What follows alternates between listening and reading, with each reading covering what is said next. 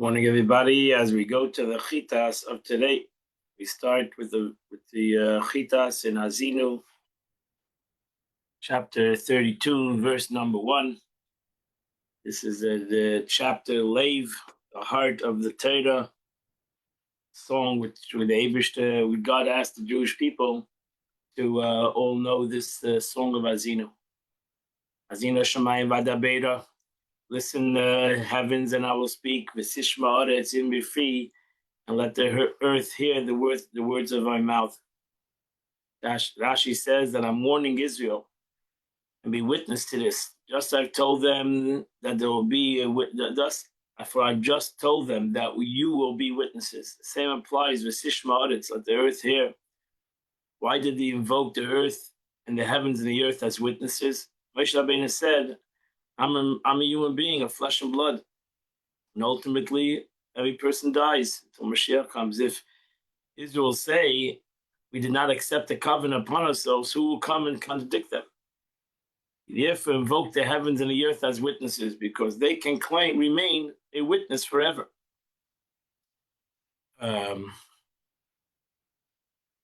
Furthermore, if they act correctly, the witness will come and give their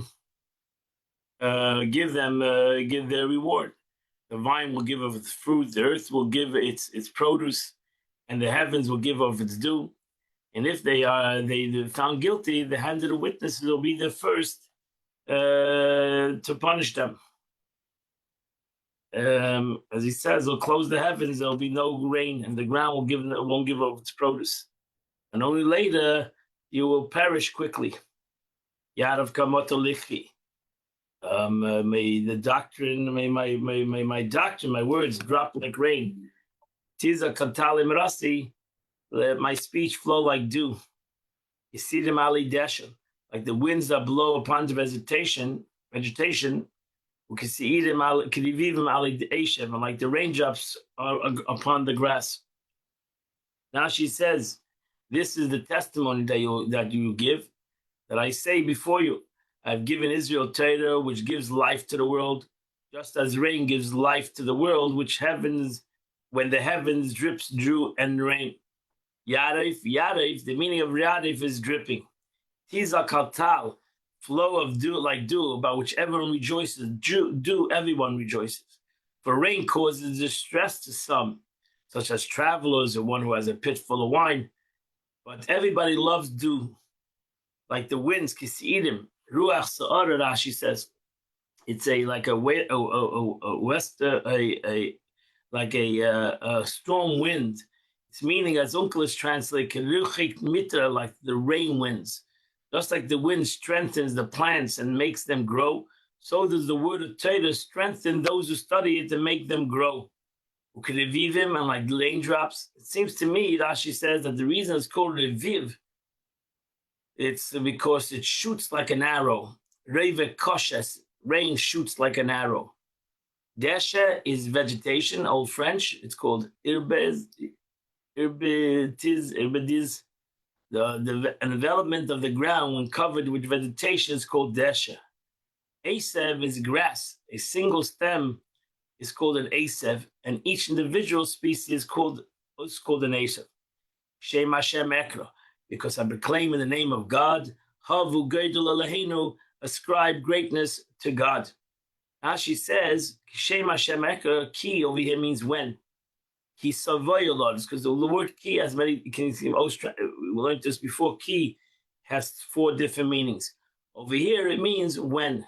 When I proclaim and invoke the name of God, and ascribe greatness to our God, and bless his name, from here our sage derived that one who responds, Baruch Shem Kaved Malchusa Leilam Vad, bless the name of the glory of the kingdom, after hearing the blessing of the temple. Today we say in the Beis Hamikdash, on Yom Kippur, when we mention Hashem, when we mention the name of God, the Kohen Gadol, we said Baruch Shem Kaved Malchusa Leilam Vad. We bow in the Beis Hamikdash, in the synagogue. So they did it in the temple. Today we say Baruch Hu Baruch Shemai. When somebody says God's name, we say Baruch Hu Baruch Shemai. Hatzur Tamim Pa'aloi, the Eibishter, the rock, his action is perfect. Hichol Derachav Mishpach, all his ways are just. Ke'el Emunah, he's a reliable God. Vein Avil, there's no injustice. Tzaddik v'yashahu, the Eibush is righteous and proper. Rashi says, although he is strong, when he brings punishment on those transgressors he will not overwhelm them through it. Eibush doesn't overwhelm a person. He makes sure to do everything in a way of compassion. El Emunah, the Eibishter is a reliable God. What does that mean? To pay the righteous for their righteousness in the world to come. Although this may be entail deferring this reward until then, but the Eibishter ultimately lives up to his words. And either you receive the reward in this world, or the righteous that want to receive the reward in the world to come. Vein Avel, she says, even for the wicked, he gives reward in this world. For the righteous deed, everybody has some aspect of righteousness, even wicked people. And therefore, the Eibishter God, expressing Yiddish, and the Eibishter pays everybody what's for their good. Tzaddik v'yashahu, all accept this judgment as just. And this is the right and proper thing to do. That's how we make a bracha when a person passed away, die in emes. We accept that this is what the Eibishter wanted. And this is right. He proclaimed righteousness by humanity, and it's proper, and it's fitting for them to declare that ultimately that everybody says whatever the Eibishter does is righteous. Shiches lei banav mulmam. Their corruption is their own doings, not his. Der ikesh of saltel. He has a generation of children that their own flaws, they are crooked and and perverse generation. Now she says, shiches loy. What does that mean? Corruption. Zoklish translate, chibulu lahaim v'loy lein. They are harmed, they harm themselves, and he does not him. Banav mu'umam means they are children, but the corrupted behavior that they've committed is their own flaw. Banav mu'umam thus implies that his children flaw, and he is not flawed. Banav mu'umam, crooked generation, crooked and perverted, as they perverted everything upright. Similarly, you find the Medrash, a weasel whose teeth are crooked and bent, comes from it. Ikesh, that's the word ikesh, like a thread, a seal that's spun around, wound around a center fiber, it's bent. With saltel, now she says, is amongst the words which double, you have to, pitaltel, double word, yirakrak, adamdam, sacharsar, sagalgal, all these words have a double expression. Verse number 6, Hal Hashem tigum lo zeis. Is this how you repay God? Am novel v'lechacham. It's a foolish nation. That's not wise. He's your father who acquired you. He made you, and he established you. Now she says, Hal Hashem tigum lo zeis loshen tmiyah. This is how you repay God, is an expression of astonishment. How do you give him? Can you grieve him when he has the power to punish you? So how is it possible for you, for a human being, to bring a grievousness into the Eibishter? It's impossible to do that.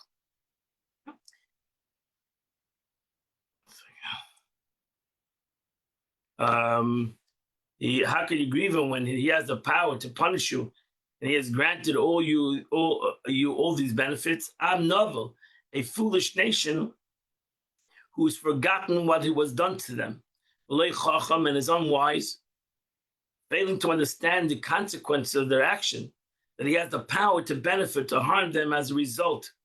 Means is he not your father who acquired you, who nestled you within between rocks?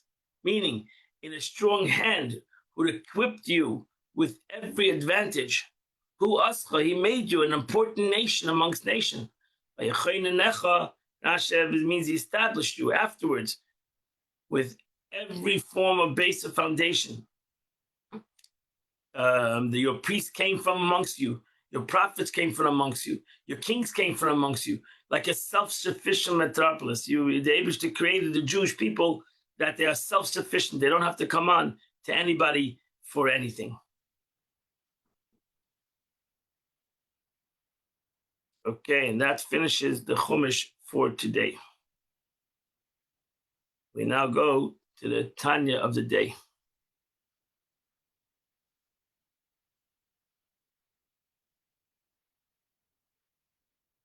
We're in middle. Yesterday. We're in the middle of the 20th chapter of Tanya.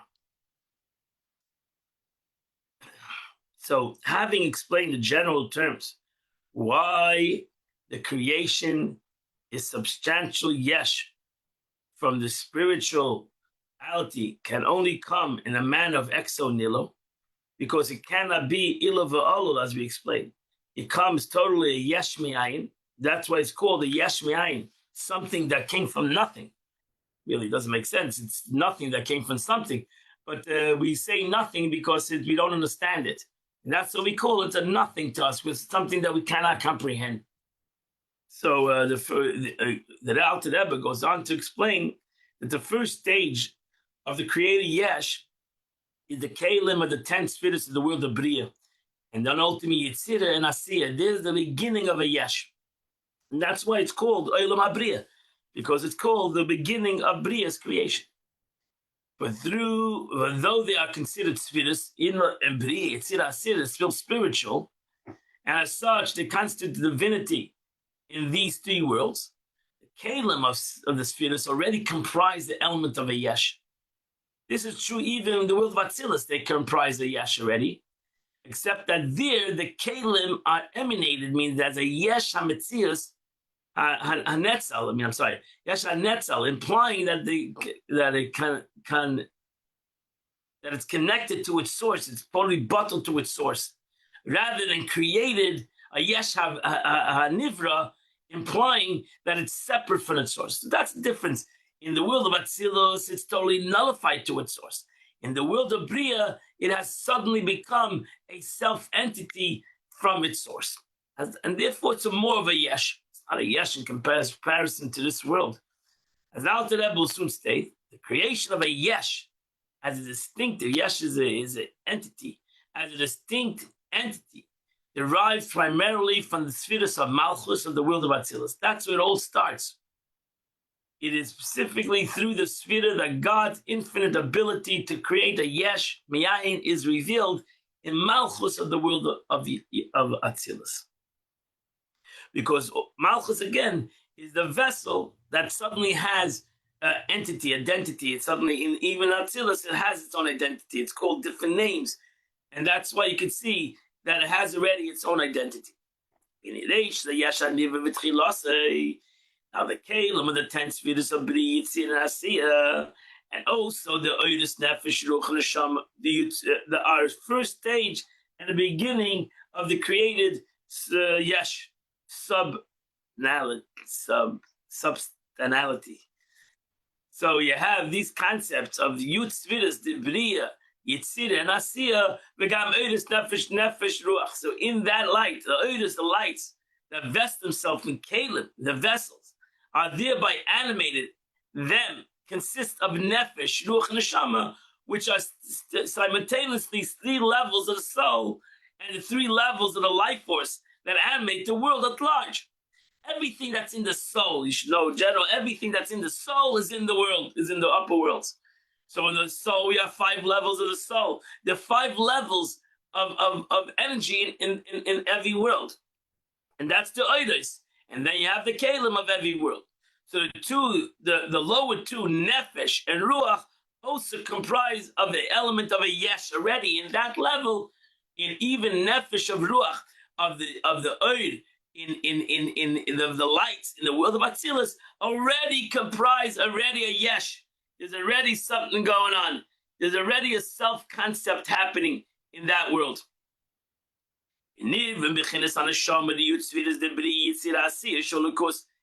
Kelim were created from the category of the neshama of the 10 spheres of Bria, Yitzir, and Asiya. This neshama of the 10 spheres being divinity, meaning the godness of the spheres create the yesh. Okay, everything comes from the earth. And ultimately, that's why you explain that in the oil, you already have the kalim. It's already there already. The vessels are already there. Because everything comes from the earth, in infinity, there's already a finite concept. And these oilus and spheres are the 30 kalim, are the sphere of Malchus of the world of Atzilus. In the world of Atzilus, even the external aspect of kalim Malchus is godness. It is this external aspect of Caleb, of Malchus, that vests itself in the world of B'riyah Yitzir Asiyah and becomes their soul and life force. This external Caleb are composed of the threefold levels of the innermost Caleb, the intermediate Caleb, and the outermost Caleb, 30 in all. So you have, because the three levels of the Neshama, Nefesh, Ruch, Neshama, each one has Esses Spheres, is 30 Caleb of the world of Atzilus. Of the world of the Spheres HaMalchus, is ultimately these 30 Kalim come in to the world of Bria. Chaim Batzilus. And likewise in the world of Atzilus, the emanates Yesh, derived from the external, also in Atzilus itself. You have the external, the vessels of Atzilus, and you have the Oiris of Atzilus. The Chtsonis HaKalim, the Yud Spheres Atzilus, Shein of Alakus, and the external aspect of the Kalim of the 10 Spheres of Atzilus, which are godliness. Winter created Hechala, the celestial chambers of the world of Atzilus. So unlike the Kalim and Spheres, which are the vested and internal levels of Oidus, these Hechalas are external aspect of the world of Atzilus. In which the category of Igulim and the 10 Spheres are vested in these Chetzenis. The word Igulim got a word over here, it's a Kabbalistic word, in Zaya, the concept of Igulim is circles. Circles refers to the encompassing mode of influence, or makif, or of the spheres, of which are not permeated in the created beings, which it illuminates. A penetrating mode of influence, or pnimi, would make animated object resemble the life force that animates it. The exterior or the encompassing mode of an influence, called Igulim by contrast, allows the animated object to perceive itself as a yesh, or by an emanate form of yesh. So it feels its own entity. Why? Because it's not pnimi. You see, that's different. There's a mile in pnimius and there's a chesaron in pnimius. Everything has its place. So Igulim, the concept of chitzonius, which is an encompassing light, actually can come into the thing because and can come in, and the thing will not be bottled because it doesn't reveal itself. The pnimi reveals itself. What's the negative of revelation? It's bottled. The thing itself becomes nullified, and that's seemingly the negative. We have to ultimately come a situation where pnimius comes begalui, and it doesn't nullify what it comes into. So that's why we need both of these kind of lights in the world. The concept of Oidus Pnim and Oidus Chitzonim, we need both of these aspects because both of these aspects give the entity, first of all, its existence and also its yesh. Gam Gufas Amalacha Datzilus and Bechinas Yesh, also the bodies of the angels of the world of Atzilus, which are also a form of yesh. There's an angel. So if it's an angel, it's some kind of a yesh, separately from another angel. There's angels of love, there's angels of Gevura. So there's different entities. And that's why there's a yesh, even though it's a spiritual yesh. It says, and in the angels, he charges with deficiency. The phrase angels implies that the nearest to God, the angels of the world of Tzilus, yet even these are deficient because they're a yesh. Now you understand why it says, we say it in the Sanhedrin Tekev, that the angels tremble. Why do the angels tremble? What is their fear? Because they're a yesh. The second they're a yesh, they tremble. Because any yesh is deficient. Any yesh is missing something. And when they are missing something, they feel the deficiency. That's why actually the angels tremble more than us. We don't feel our deficiency. We have to awaken up a tremble. The angels tremble because they know that they're deficient, because they're a yesh. And that's why even the angels say that davening every day, Kaddish, Kaddish, Kaddish. The Eibush is far beyond us because we're deficient. So even the world of Atzilus, the angels, the world of Atzilus, the world of emanation, the highest level of spirituality, is still a yesh. They're still a yesh. Not in comparison to us. We're a yesh of a yesh. They are still a yesh. And therefore, they tremble. Because they are not holy state of nullification as all in relation to Ilah, for they are created. Because ultimately the angels of Atzilus are a created entity. And therefore, automatically, a created entity is a yesh. It's automatically a yesh. And therefore, it ultimately affects the entity that it's a yesh. And that completes the Tanya of today. Today is the fifth. Today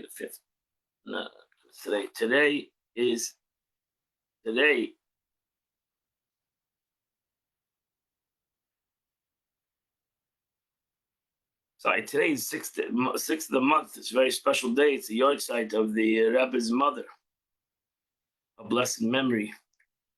Passed away in 1965. Rebbe Tzachano. Today, the Tillim of the day is chapter 29 to chapter 34. If you do those 6 chapters, you do the Chitas of the day. The Rebbe writes in Hayom Yom, continuing the explanation, the word tshuva. We did the Tav, Shin, and now we're holding the Vav. The Vav is V'hafta l'reacha kamocha, the verse, you shall love thy neighbor as yourself. The Alter Rebbe taught that this love is an instrument, a means to love your eternal God. This is explained in the statement, whoever is pleasing to man is pleasing to God. This service of tshuva stems from the goodness of the heart. Today we started 23rd chapter of the Torah, Devarim, the Leiv, the heart of a Jew.